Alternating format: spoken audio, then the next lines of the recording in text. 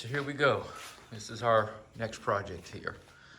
This is a 1976 Corvette. Picked this up out of Texas. A little history on this car before I give you a little walk around. Is I picked this up from the Corvette Ben, who actually picked this up at auction from Dennis Collins. They had a big auction and that's where he picked it up from. So I saw it on there and figured it was a great project to start with. So, give you a little walk around.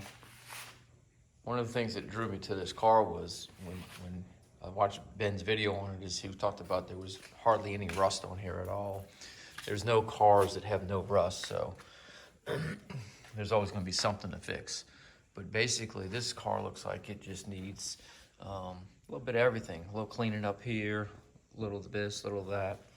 So I'm gonna work on it piece by piece, do what I do.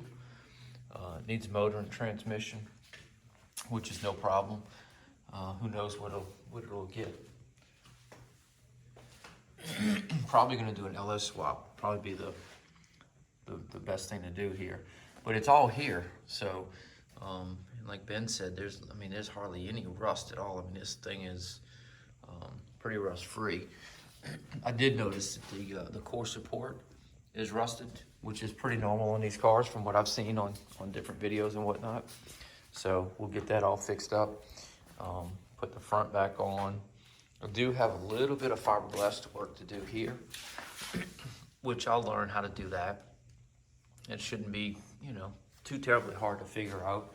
And then I'll kind of just sand it down and get some of this old paint off or scuff it down and then, recoat it to do whatever I gotta do. I don't know what I'm doing on this stuff, so I'll look at it and figure it out. New seats. I won't get new seats, but I'll get new cushions and covers.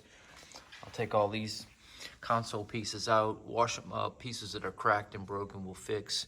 You can see here I kind of scrubbed on the dash a little bit to clean it up, so it should clean up real nice. So I'm getting ready to tear the carpet out.